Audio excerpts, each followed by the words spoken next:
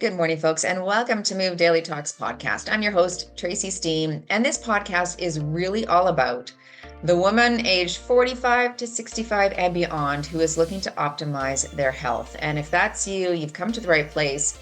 I'm going to be the person who asks all of the experts the questions that you're thinking on your behalf, because I'm like you. I want my health to be optimized. I'm going to be doing the best thing that I can, and I certainly don't want to be doing the wrong thing. So today we're talking to Dr. Doug Lucas, and we're talking all about osteoporosis, osteopenia, and what you can do to ensure that you have good bone health. Dr. Doug Lucas is a double certified orthopedic surgeon turned osteoporosis and hormone specialist. After years in surgical practice, he shifted into functional, regenerative, and longevity medicine to focus on preventing and reversing bone loss rather than just treating the fractures.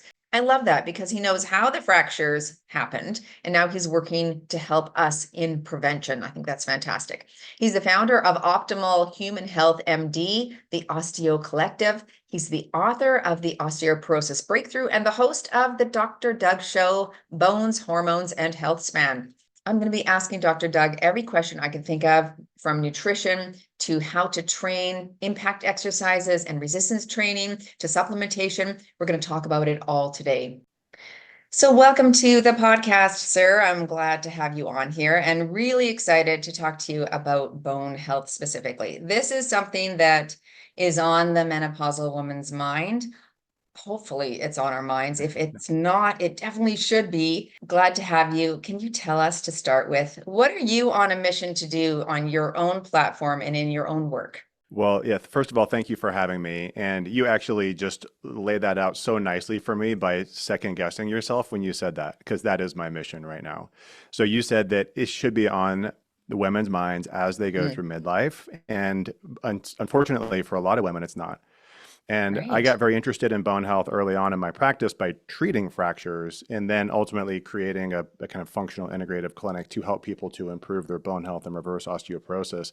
And I realized this massive deficit in understanding of what really bone health is, what osteoporosis is, and we can talk about these definitions. But the biggest piece of what I do now is to get on as many platforms as I can to educate as many people as I can across the globe that we need to be looking at our bone health earlier than we are as a country and as a world population, and educating people that bone health really should be a biomarker of health span, not something we look at as osteoporosis as a disease of the elderly.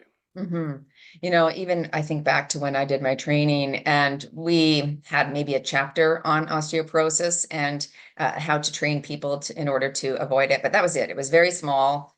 I don't even think I thought about it after that. Yeah. But now I am definitely thinking about it. And that's unfortunate, really, because we should be thinking about it in our earlier years. Is that not right? Oh my gosh. So let me just talk about the screening guidelines right now. So when you go to your doctor and say, hey, I heard this podcast and this guy said I should screen early, they will say, don't worry about it. We don't recommend screening until 65 for women and 70 for men. Maybe if you have risk factors, you've got all the time in the world. Don't worry about it. And what they're missing is that those recommendations are based off of, public health screening guidelines, which are statistical things, right? We want to screen for a disease when we're likely to see it. That's fine if you're a public health person, but if you're worried about your health, then we need to actually be screening for things when we can do something about it. Not that we can't when you're older, but it's so much easier when you're younger. And again, we need to flip the script and say, look, we should be screening definitely women as they go through menopause, definitely as women as they go through midlife, perimenopause, hormone fluctuations, all those things are risk factors, but honestly, even earlier than that, because we reach peak bone mass in early adult life. So by 30, you've got all that you're probably ever going to have, and it would probably be good to know what that is. Right. Do you see a lot of people with just like a broad spectrum of bone mineral density, even at age 30? Is it pretty broad? Totally. Yeah. And we don't know Really? the answer as to what is the incidence of even Hmm. osteoporosis as a severe version of it? What is the incidence of osteoporosis in women across the globe in their 20s and 30s? We have no idea because we don't screen. Right? I've never seen that study done, but I can tell you that there are definitely subpopulations, female athletes for sure, endurance athletes, any woman or man that has struggled with eating disorders, chronic dieting, GLP-1 medications at high doses for long periods, like so many risk factors that yes, we definitely see lots of women and men with osteoporosis early in adult life. Okay, so you talked about screening and how important that is. So it sounds like, yes, whenever you can get that in your adult life, especially if you're around that 40, 45 years old before or during perimenopause, might be a great time to know your baseline. What type of screening is the gold standard? I don't even like the word gold standard here. It's Okay. the right thing to say because it's true. You're right. That's the correct term. But what we have available across the globe is DEXA. So DEXA is like an X-ray. You lay down on the table, and the wand goes over your body, and it's a two-dimensional X-ray image. It's just kind of it's specific to looking at bone density. The problem with DEXA is that there's a lot of user variability between the machine, between the person who's doing the scan, between the algorithms that are telling you what your T-score is, which is the number that you're looking for if you're over 50. So DEXA is, I think, relatively archaic technology. We need a better screening modality, and there are some new ones out there. But DEXA is what everybody has access to across the globe. So we still have to use DEXA. But please know that DEXA can be off by 2, 3, 4, or more percent, depending on who's doing the scan. And that's a really big deal when you start looking at improvement or worsening based off of what you're doing. Yeah, when you look at that margin of error and you really need precision, then what would be the piece of equipment that you would go to? So there's two things to consider here. One is not practical for screening and not practical for ongoing monitoring, and that's CT. So if you look at the studies, if you look at the research that's looking at bone density and quality, and we're asking about fracture risk with subtle interventions like, does this drug do this thing? A lot of times they'll use quantitative CT. So it's a CT scanner, and it's very accurate. But the problem is it comes with too much radiation. So we can't CT you every 12 months, or you're putting yourself at risk for cancer. So you can't use that over the long term. There is a device called a REMS from the company Echolite out of Italy, and this is an ultrasound device. And it's new or newer, and I like it. I think it's probably more accurate. I send people to use it. It measures both bone density, which is what DEXA gives you, but it also tells you about bone quality, which is half of the equation of fracture risk.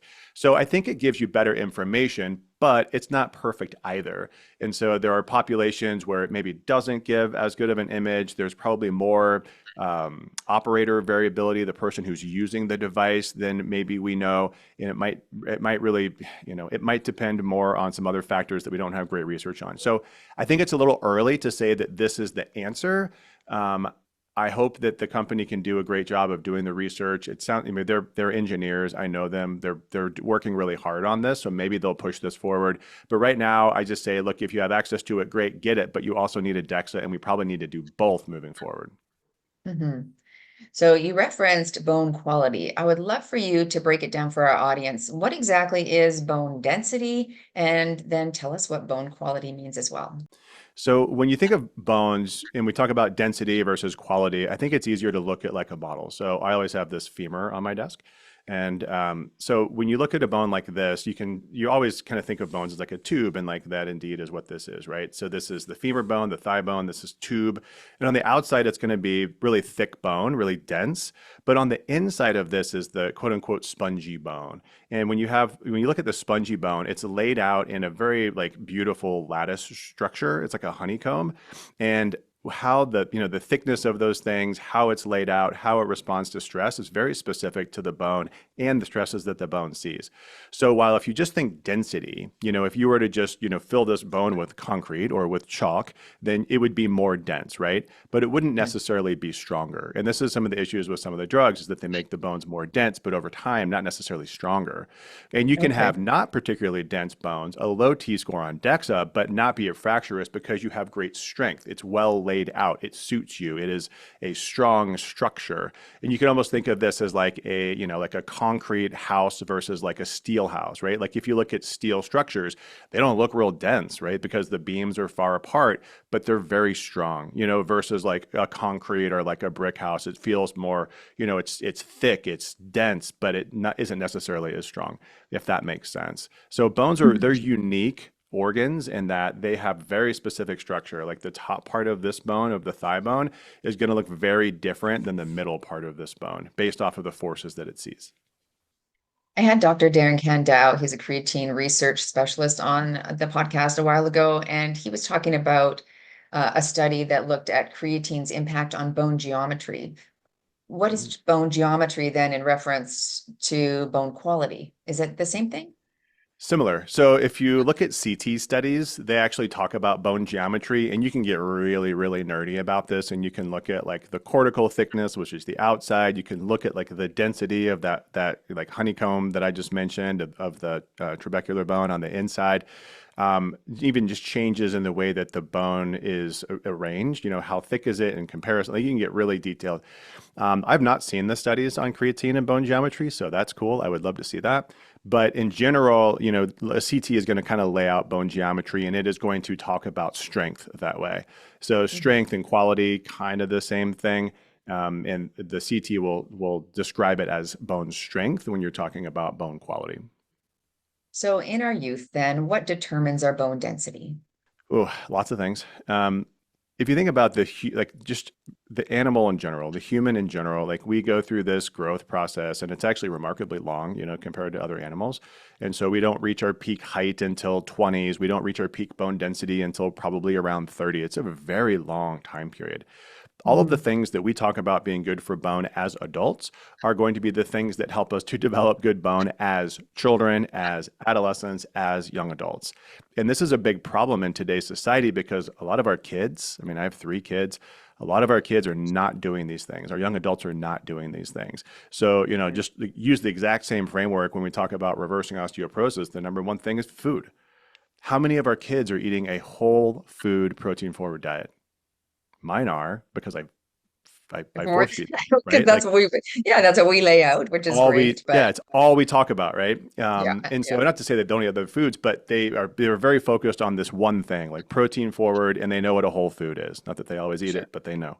But most kids, I mean, they talk about their classmates, the food that they eat. I mean, it's garbage. It's Yeah. absolutely garbage. So they're not getting the building blocks. That's a problem. And then the exercise piece. So that's always number 2. What kind of activity are they doing? Are they sitting around the house playing video games, watching movies, and then going to school and sitting in a chair all day? Like that's not going to build good bone. Or are they out there running around, jumping off of stuff, banging their knees, forcing trauma through their bones, hopefully in a good way? That's going to help build bones. Bouncing builds bone, rebounding, impact, all these things build bone. If your kids are very sedentary, then it's not going to help build bone. The third thing I always talk about when we talk about reversing is hormone optimization. So totally different conversation, right? For postmenopausal, perimenopausal women.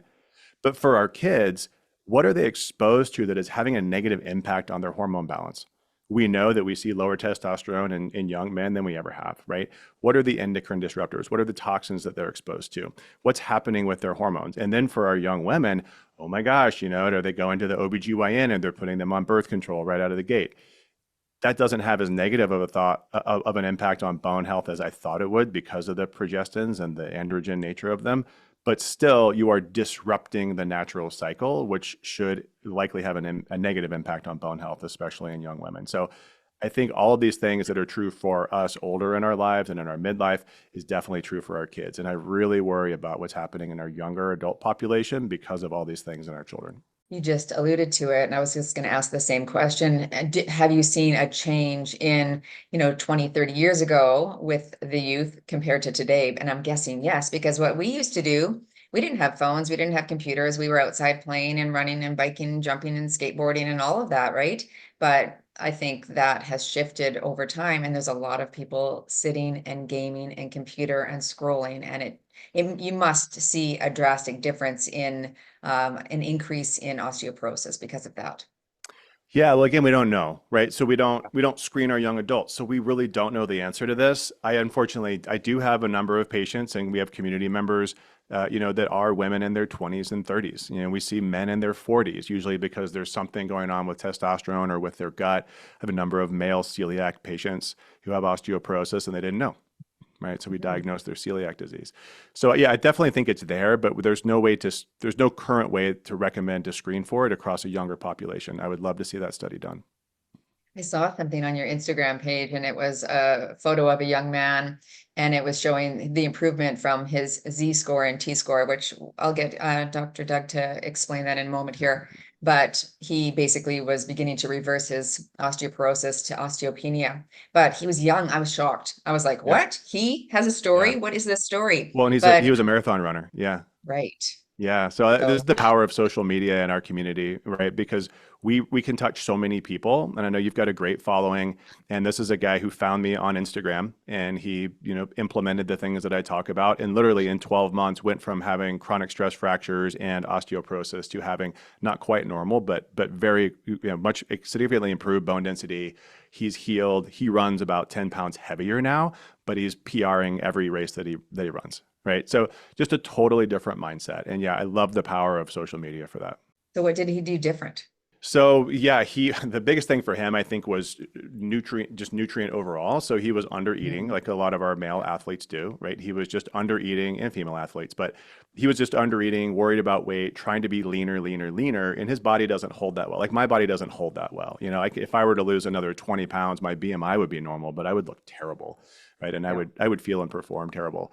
So he just needed to be heavier overall, more calories, definitely more protein. He wasn't recovering. He was, chronic muscle injury, and I think he had chronic stress fractures as well. So food for him was the biggest piece. He added more resistance training and impact training to help to cross with the intense amount of cardio that he does, training for high level competition. So that was probably a big piece of it. And I don't think he ever did anything about his hormones. I know he checked them, but I don't remember if that was a part of it. I'm going to jump into menopause and the drop in our estrogen and what's happening with us there. Bone density naturally declines after menopause because of estrogen loss, right? The average woman loses between 1 and 2% per year in the first 5 to 7 years post-menopause. So the question isn't today, it's like the trajectory over the next decade, right? Why does bone loss happen to us in this stage of life? Yeah, so estrogen is such a powerful tool, and estrogen, all the sex hormones matter. So estrogen, progesterone, testosterone, all of them have an impact on bone, but estrogen more than the other two. If you withdraw it, and we see this for surgical menopause, for example. So if a woman has her ovaries removed and overnight loses all of her estrogen, she will lose 10% of her bone mineral density in 12 months. I mean, it is rapid. We call menopause a sudden change in hormones. It's really not that sudden for most women. It might feel sudden because there's there's a tipping point, but it's been wonky and declining for years. And so it is, they say 1 to 2%. I've definitely seen it be more than that. If we talk about before, the premenopausal women are losing around 0.5 to 1%. So it kind of doubles ish. But I definitely see women who are losing more like 2%, 4%, 6%, just natural menopause. So it's a really big deal. But it's because estrogen is such a powerful supporter of bone metabolism. And what it does specifically is that it pushes back on the osteoclast, the cells that break down bone. It tells them not to break down so much bone. And then when you withdraw it, even in a natural cycle, when you withdraw estrogen for the luteal phase and the rise of progesterone will support the building side. And so you have, for as cycling women, you have this natural push-pull during the menstrual cycle. For postmenopausal women, obviously you lose the cycle, but you also lose the estrogen and the progesterone. And so you lose the stimulus on both sides of it. And that's why it falls off so quickly. Mm-hmm. What else would help push back against the loss of these osteoclasts? Like, yeah, so estrogen does that. Now we don't have it. What can we Mhm. do instead? Yeah, I mean, I have a hard conversation around hormones with every woman who's going through menopause. And I think every woman who is going through menopause needs to have an understanding of what's happening with her bone health before she talks about whether or not she wants to use HRT. Okay. Without that Mhm. information, there's no way to have the risk benefit conversation truly. Because if you don't know that you have low bone density or osteoporosis, you have an incomplete set of data. You need all the data points to be able to have the conversation of what is the benefit for you of HRT. So first and foremost, I would say have a conversation around whether or not HRT is right for you.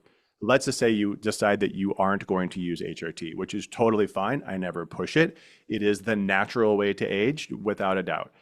So then what can you do? if you're not going to have the stimulus of estrogen, but you can push on estrogen receptors, then we can use the things that are kind of like estrogen. And so I'm not a big fan of soy personally, but phytoestrogens like soy, like genistein, which comes from soy, maca root, and specific maca like go maca has good research behind it. So you can kind of push on estrogen receptors. They're not going to work quite as hard, but they are going to have some impact, and the research definitely supports that. Using androgens, even over-the-counter DHEA, has been shown to improve bone mineral density on its own. Certainly testosterone can do it, not as well studied in women, but many women see benefit from testosterone for their bone health. And so kind of optimizing the hormone piece is great. Outside of that, then we start talking about all the lifestyle stuff, the diet that I know you're a big advocate for, whole foods, protein forward, right? Like this is going to support muscle and bone. Exercise, shifting away from cardio as much as you can. I'm a big fan of zone 2 and high intensity for the specific purpose and use cases of that. But resistance training's got to be the core. If you have low bone density, you've got to really push your muscle and bone. Impact to the best of your ability, heel drops, box jumps, assisted pull drops, like whatever it is. You're potentially even using modalities that can do that, like whole body vibration. We could talk about osteogenic loading. We could talk about all of these things that we can push into the bone to provide that stimulus. We do have patients and we have community members who are not using HRT, even in their 60s, 70s, and 80s, who do see improvement in bone density without HRT. So it is possible, but you have to work that much harder is the challenge. So I find this interesting because I'm in Canada, and in Canada, menopause hormone therapy is not indicated for the prevention of osteoporosis, but it is in the States. So I went on a little deep dive to figure out, like, why is that? That's confusing. Yep. But basically, the bottom line for Canadians is that use it if menopausal symptoms are also present. So you're sort of killing two birds with one stone. Treat symptoms, get bone benefit, especially in younger women. But don't use it solely for osteoporosis prevention in higher risk settings where non-hormonal therapies are sufficient or safer. Always carefully weigh the individual risk factors. So I guess that's probably why the Canadian government doesn't indicate it for the prevention of osteoporosis. Can you just give me some thoughts about that? Because yeah, being a Canadian, it's a little bit confusing, right? You hear that menopause hormone therapy could be beneficial, and then you hear it's not indicated for it. So it's like, ugh, what do we do? Yeah. Listen to that. As a consumer, like you're a very educated consumer of healthcare, right? And even you listen to that and you're like, well, I don't actually know what I should do with that. Like, I don't really know what that means. Imagine being the provider, right? Imagine being a doctor who's not really comfortable with HRT because we've all been told that it causes cancer and that you shouldn't use it. And that if you do, you're going to go to jail. And so as a provider, you say, well, it says that I should use the other thing. So for your depressive symptoms, I'm going to give you an SSRI. And for your hot flashes, maybe the SSRI will help. And if not, here's this other drug that was recently approved by whatever the similar FDA is in Canada. And so you kind of go down this pathway of like, let's just pick off the symptoms with other tools. And you can do that, except that what we see is you see women that instead of using HRT, now they're using 5 different pharmaceuticals that all overlap and have side effects. And like, that's not better. And I think what happened, and I don't know much about Canadian policy, so I can't speak to that. But even in the US, where it is FDA approved for prevention of osteoporosis, why isn't it approved for treatment of osteoporosis? Right? Like, because this is the big question I get all the time. And so I have to be very careful what I say, because the FTC in the United States could come after me and say, you can't say that you're going to use estradiol to treat osteoporosis because it's not indicated. So I always have to say, we're using estradiol or HRT for symptoms of menopause. And most women have some symptoms of menopause that we can talk about, right? So kind of like what they said, we're going to use it for symptoms of menopause. And then also they're going to see likely some benefit to their bone. That's so wishy-washy. Let's call it what it is. If you use estradiol at an appropriate dose, you will see an increase in bone mineral density if you do nothing else. I mean, that's a profound tool. So if you consider all the other things that it can do as well, I think we should really flip that script upside down and say, of course, this isn't what the rules are. But if you were to flip this around and say, let's use estradiol and HRT for osteoporosis, and you're also going to get all the other benefits that go along with HRT, like, why not say it that way? And when you look at the studies, the randomized control trials on HRT, you see a significant reduction in fracture risk. Even the WHI, for all of its weaknesses, you saw a 42% reduction in hip fracture. That's a huge number. right? So that's comparable to the bisphosphonates, to the Prolia, to all the other drugs.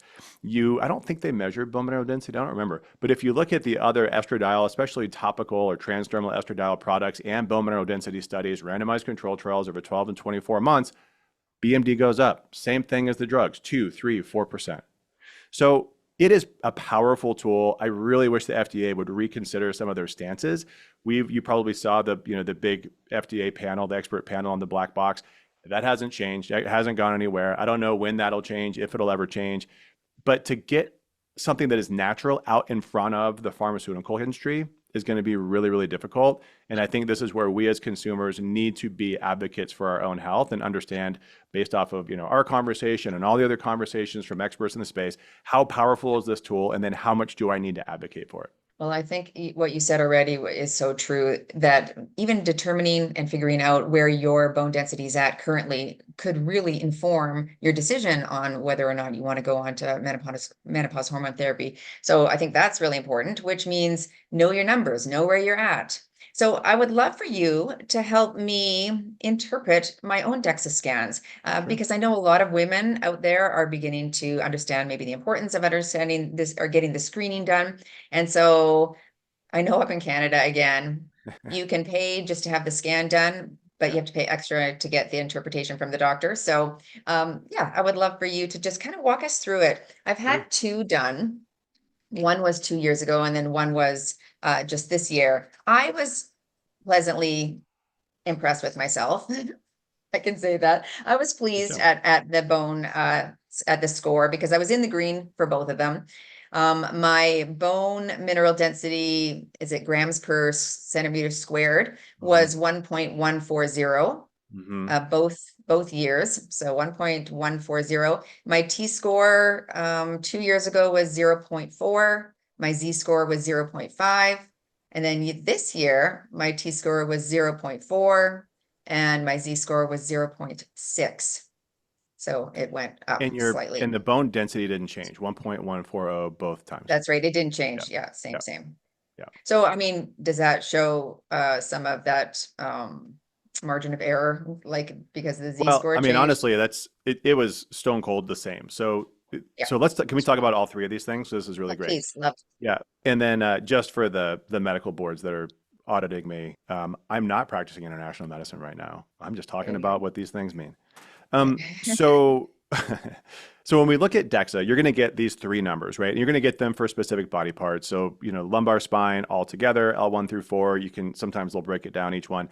Same thing with the hip. You'll get femoral neck, which is if I have my model, I hear this all the time. I've got osteoporosis in my neck. No. I've heard that too. You have osteoporosis in your femoral neck, which is this part, if you're watching this part of the femur bone.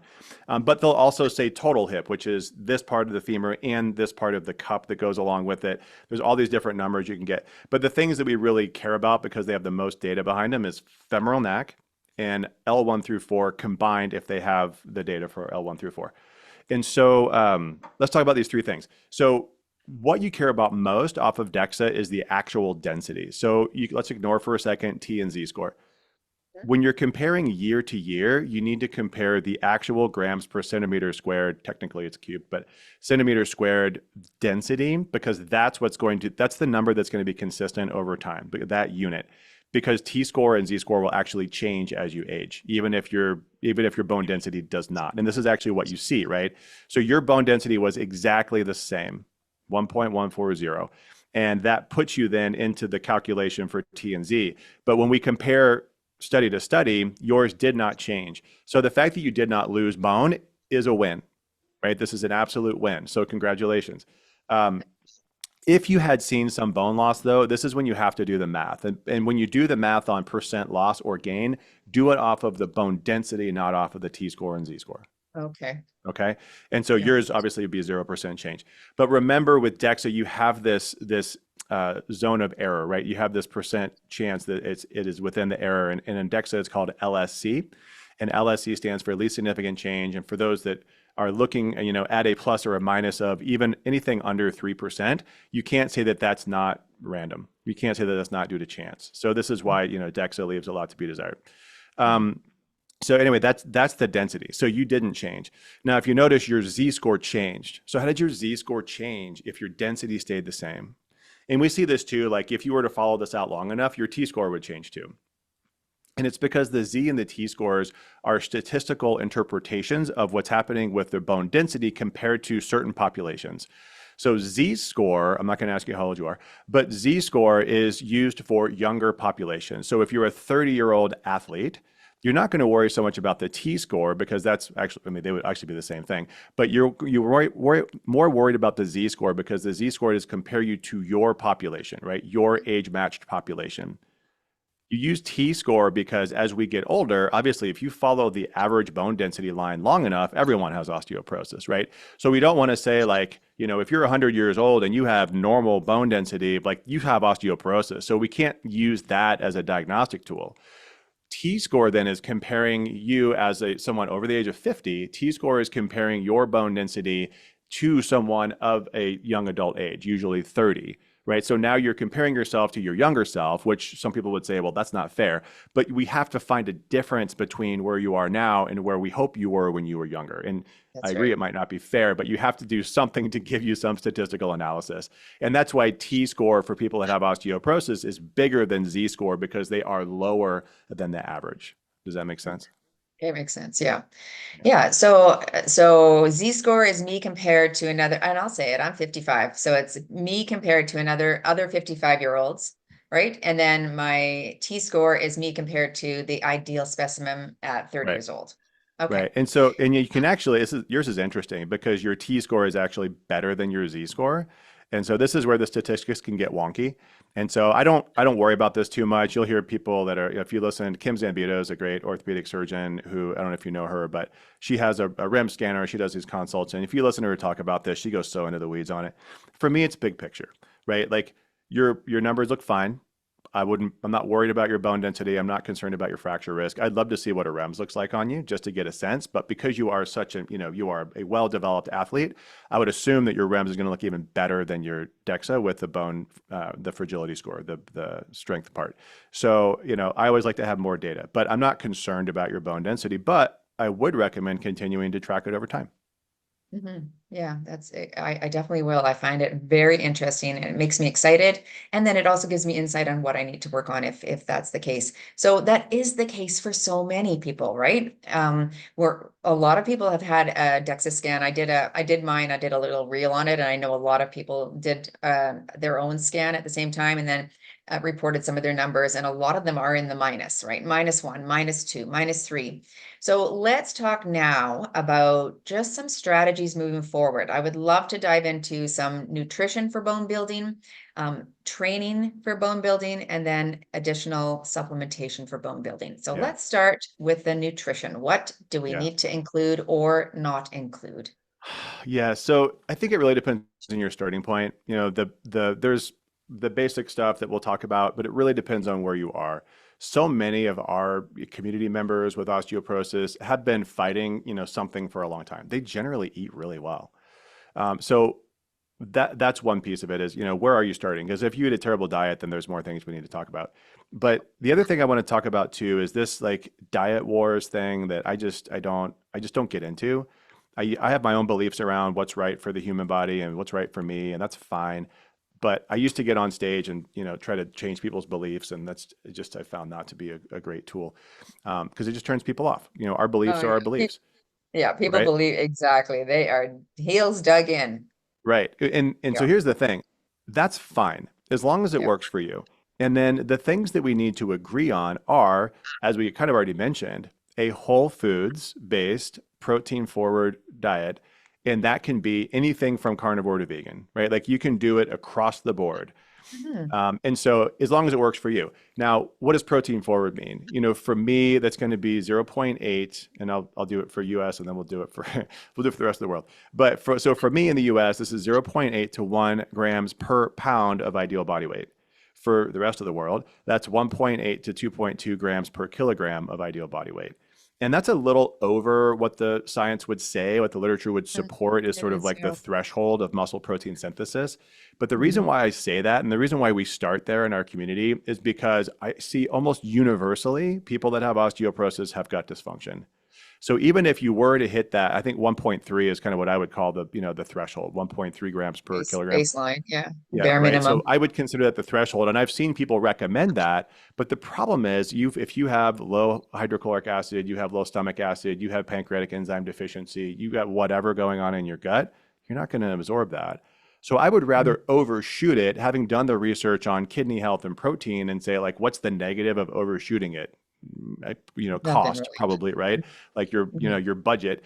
But outside of that, there's not a health implication unless you literally have, stage 4, stage 5 chronic kidney disease, which, if you do, please talk to your nephrologist. But outside of that, overshoot it because we're probably not absorbing everything that we're eating, right? And so I also find too that everybody is generally undershooting it. I see people coming in eating 40, 50 grams of protein a day, and it's so low that when I say, okay, minimum is going to be 100, more likely for you, as a, I don't, not your numbers, but for this person I'm talking to, you're a 5'4", 110-pound person. I probably want you eating 110 grams of protein or 130 grams of protein. And they look at me cross-eyed and they're like, that's impossible. There's no way. And then there's just a re-education piece, right? Okay, like let's talk about where you need to get your protein. I think like maybe you shouldn't be fasting as much as you are. How do we get 30 grams per meal?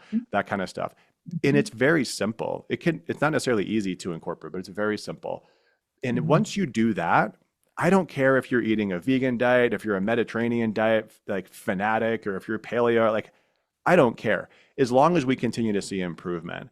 Now, there are certain diets I don't think that work for certain people, and that's a different story. But in general, those are the recommendations that I'm going for. I'd love to hit on dairy for a minute too. Sure. So dairy is a controversial one in the bone health space because there's a lot of back and forth, and I think it gets wrapped up into the whole like plant-based versus carnivore. Like I think it just gets sort of torn apart in between. It's sort of like it's a victim of the diet wars. The research is pretty clear for adults that consume dairy as a tool, and let's just talk about that. It's a tool. It is not natural. I'm not going to say that dairy consumption as an adult from another species is natural. It's not. It's a tool. And if you can tolerate it, it is a calorie dense, protein dense, dietary fat dense, and carbohydrate dense, if you're actually drinking milk, tool that can have a good impact for some people, but it is also potentially inflammatory for some people. So it is definitely a double-edged sword. For those that can tolerate it, that do well, even if it's not milk, if it's some version of it, A2, aged cheese, yogurt, kefir, like whatever, any of those products that you can consume are likely going to have a positive impact on your bone if it's not inflammatory, and that may require some functional testing to figure out. But I see people avoid it because they've read the epidemiology studies that say that it's negatively associated with bone, like all this stuff. Mark Hyman, I love Mark Hyman, but he really hates dairy, and he quotes the study all the time that says for every glass of milk that you consume, your risk of fracture goes up by some ridiculous number like 10%. And what he's talking about is dairy consumption as a child, which results in higher vertical height, and then higher height is associated with fractures. So Uh, sort of like this is a really interesting way to look at statistics, but it's right. I'm not saying he's lying. It's just I think it's misleading. And so yeah, dairy is just it has been painted negatively, but I think it could be such a great tool for so many people, especially when they struggle with getting enough calcium and other minerals. I think that was a really good explanation of dairy that you just did there because it just sort of painted the picture, gave everyone on all the sides an answer there. So good job on that. That was good. Thank you. One of the thing with proteins, yes, I had Dr. Stuart Phillips on. I've had him on a few times on the podcast, and he is like, yes, the lead researcher when it comes to protein, and he does talk about amounts for muscle protein synthesis being between the 1.2 and 1.6 grams are adequate for muscle growth. But I like what you painted here. Like if someone had a high risk of osteopenia or osteoporosis, and we know that a protein forward diet is going to aid in that. And then what you've also just said is that there is the potential that it's not all being absorbed. So if you could overshoot a little bit, there's no harm. I Right. like that. I think that's really wise. And so follow that advice, folks. That was really good. Thank you. Okay. So that's nutrition, unless you had anything else you wanted to say on that. I'll just say, nutrient density matters, right? Yeah. So staying away from ultra processed foods, nutrient dense Mm. foods, as whole and as local as possible. It's really hard. It's hard in Canada. It's hard in the US. We really have to fight to get good quality food. But I would encourage everybody to track what they're eating, honestly. Mm. Honestly, track Yeah, what you eat for a period of sure. time, and you can get a Mm. sense of what you're missing. We're all missing something, so nobody's going to be perfect here. But see if you can figure out what it is. And then when we talk about supplements, that's how we get there. Okay. Let's go into training here. I would love you to just let us know what sort of protocols you recommend, again, for increasing bone mineral density and staving off the loss of that. Yeah, so let's start with the latter. So, what are the things you can do that will help slow down bone loss? Because there's actually a lot more research on this than actually building bone, growing, increasing bone density. So, when you look at research on that, and I've looked at a lot of different styles of exercise, just pretty consistently across the board, things when we when we hear the terms like weight bearing exercise, I wish we could just get rid of that term because it's like nobody knows what that means. Like I'm standing up right now, like this is weight bearing exercise. I don't know, maybe. So me standing here is not gonna protect my bone. Maybe compared to sitting in a wheelchair, it's protecting my bone. But really, this is not what we need to be focusing on. I see the same thing with walking. I just saw a patient yesterday, and she was like, "Well, before I started working with you, all I did was walk because I heard walking was good for me," and it is. And when you hear people talk about weight bearing exercise, a lot of times they will say walking. Now, will Yeah. walking build bone? No. Will it slow down bone loss? Yes, compared to controls that aren't walking. So, better than nothing. Yeah. Other things like really popular on social media, weighted vests. So like weighted vests are super popular out there right now, especially, midlife women. And that's fine. I just think it's ironic that we, as an orthopedic surgeon, when I was practicing, for people that were overweight, I would tell them, hey, the research says that if you lose 10% of your body weight, your joints will feel better. And now, everybody's saying, well, put on a weighted vest that's 10% of your body weight and then go work out. And so I just think it's a little ironic. So I do worry about joint health with weighted vests. The research also is not as impressive as people make it out to be. A lot of times you'll hear comments like, 3% improvement in bone density. But you have to look at the details of the studies because when you're talking about comparing to controls, is that 3% better, which could actually still be a loss? Or is that actually 3% increase from where they started? And usually it's the former, right? So usually it's less loss of bone compared to control. And that's what's true with the weighted vest too. The snow study that everybody cites, that's what that study shows. And that was also weighted vest plus exercise compared to control, Right. right? Yeah. So Right. like, Like well, it's like, what else were they doing? They were doing all of the other things as right. well, right? Yeah. Yeah. Yeah. But that doesn't, I mean, I have weighted vests. I work out with a weighted vest sometimes. Sometimes I'll walk around. I got a rucksack. So there's a place for it. But how powerful is it? I don't know. Um, so then, like, outside of that, we got to get really specific. And this really depends on your starting point. So many of our community members will come in and they've never lifted a weight. Yeah. And so I'll talk about the lift more trials in a minute, but they've, seen online like, oh, I have to be able to do a barbell deadlift.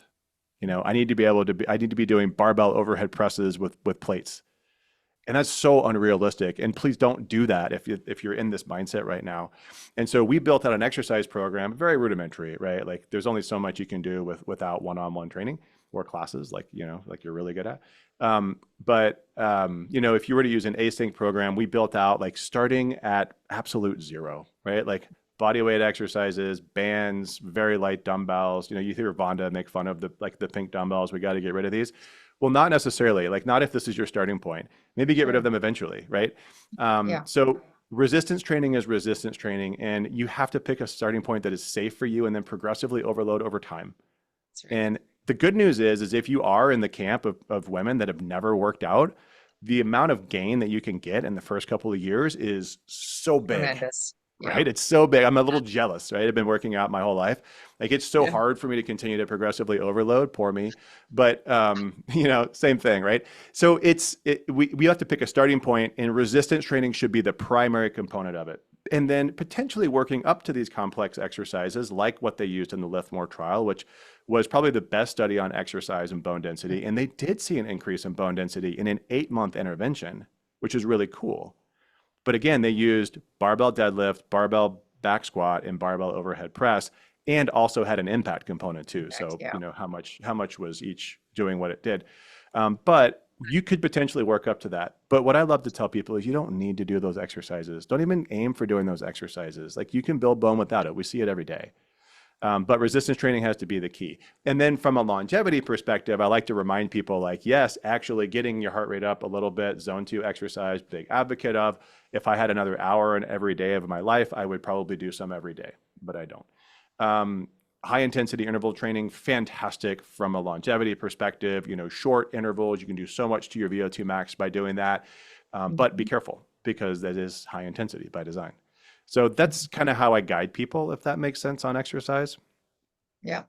That's exactly how I guide people as well. I love it. That would be my exact protocol. I know I got a message from someone today about, cardio, and she's like, I've heard that we shouldn't do any cardio and only 3 to 4 strength sessions a week and no more because it's stressing the body.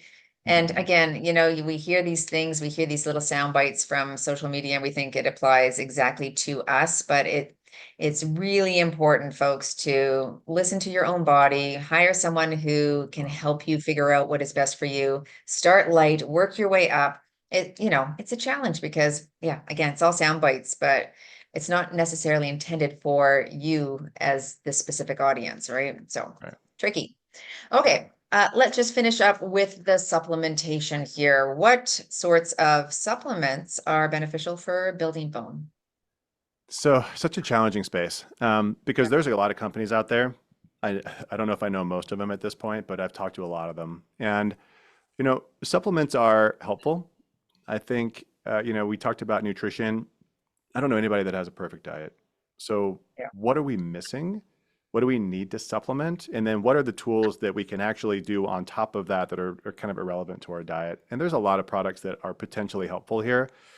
What I would urge people to do with supplements, though, is to really consider them as a supplement. You do not need to take 15 different products to improve your bone. You might not need to take any. You probably should take a few.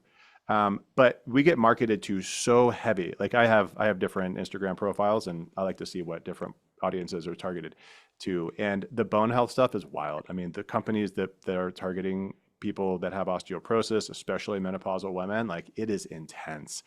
And so, don't get fooled by marketing. Whenever we're looking at supplements, you need to have a clear understanding of like what is it doing, has it been Mhm. studied, and how long am I going to take it?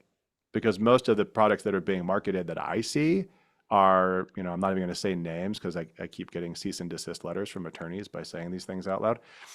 But if they have no evidence supporting it on their product specifically, if they have no evidence and there's not a timeline, like you're just going to take this forever, like probably that's not a great product.